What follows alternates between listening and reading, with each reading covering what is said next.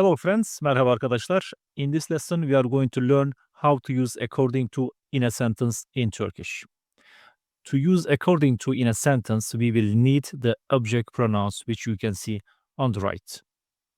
Object pronoun me is bana in Turkish. You, sana, him or her, ona, us, bize, you, size, and them, onlara. So let's see an example. According to me, Chinese is a very hard language. Let's try to write it. According to me, with the object pronoun bana. According to me, bana göre, Chinese, Çince is bir, very, çok, hard, zor, language, dil. According to me, bana göre, Chinese is a very hard language. Çince çok zor bir dil. Bana göre Çince çok zor bir dil. Another one. According to you, rabbit is the cutest animal. Let's try to write it. According to you, sana göre, rabbit, tavşan, cute, sevimli. Cutest, en sevimli.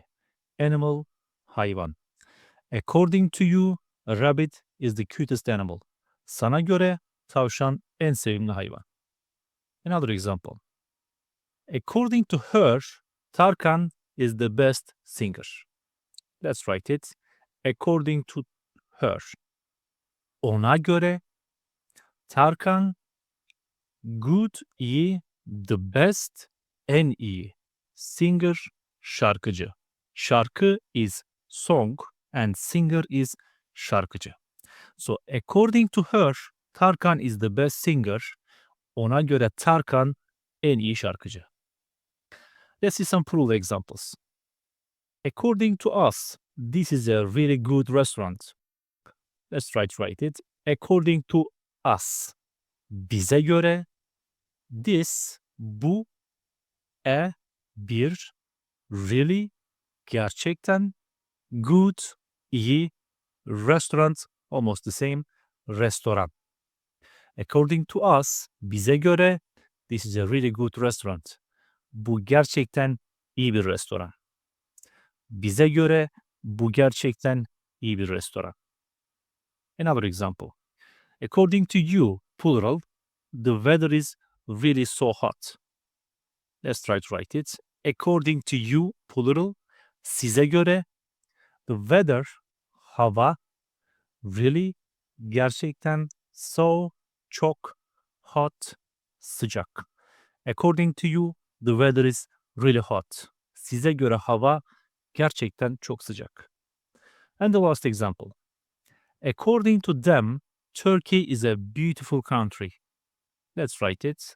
According to them, onlara göre, Turkey, Türkiye, bir, beautiful, güzel, country, ülke. According to them, Turkey is a beautiful country.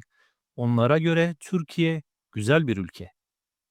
So to make sentences with according to, we just need to add a göre or göre to the object pronoun. But there is another way to make sentences with according to. Let's see that now. This time we are going to add the suffixes ja or ce, which alternates according to two-way vowel harmony to the personal pronoun.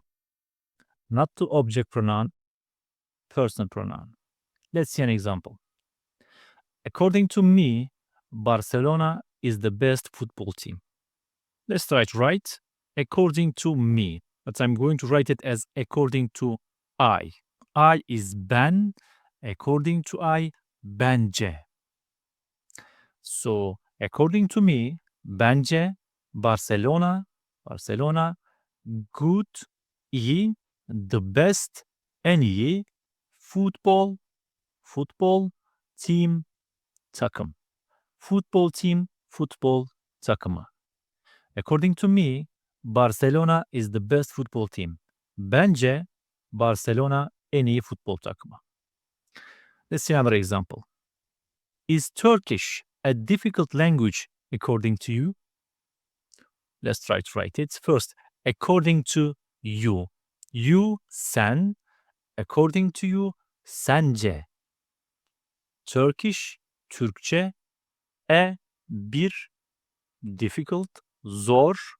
Language, dil. Is it? The question suffix, mi. Is Turkish a difficult language according to you? Sence Türkçe zor bir dil mi? Alright. If this is a formal conversation, then I need to use siz, as you know. Let's write that one too. According to you. It's a formal conversation, so I need to say sizce. Sizce, Turkish, a hard language, is it? Mi. Sizce Türkçe zor bir dil mi? We cannot use this suffix ca or ce with he, she, it, and they. So it cannot be onca or onlarca. That's grammatically incorrect. We can use this suffix with we and you, and we can say bizce or sizce. But that is not common at all.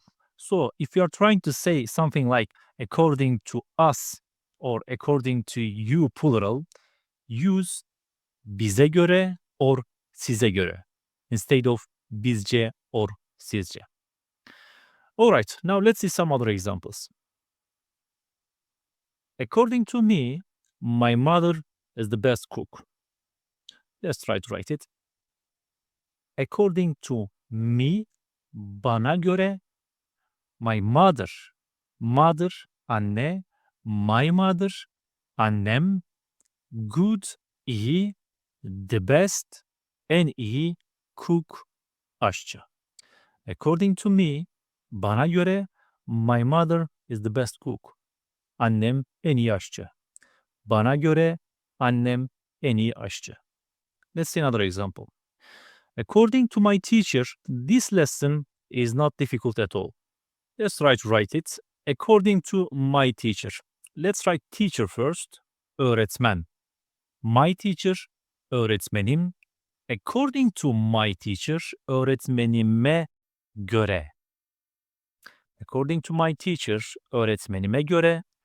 This lesson, bu lesson, ders, difficult, zor, not difficult, zor değil, at all, hiç.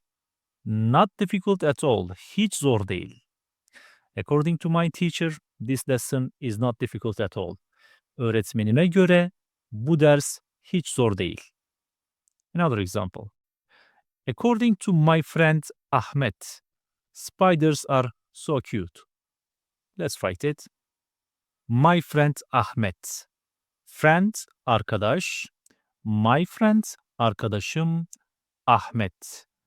According to my friend Ahmet, arkadaşım Ahmet'e göre spider, örümcek, spiders, örümcekler, so, çok, cute, sevimli. According to my friend Ahmet, spiders are so cute. Arkadaşım Ahmet'e göre örümcekler çok sevimli. And lastly, according to the specialists, pandemic will end next year. Let's write it. Specialist, uzman. Specialists, uzmanlar. According to the specialists, uzmanlara göre pandemic, pandemi, next, gelecek, year, yıl, end, bit, will end, bitecek. According to the specialists, pandemic will end next year. Uzmanlara göre pandemi gelecek yıl bitecek. Alright friends, if you have any questions about this lesson, please write them in the comment section. Do not forget to subscribe and hope to see you in our following lesson. For now, goodbye. Hoşça kalın.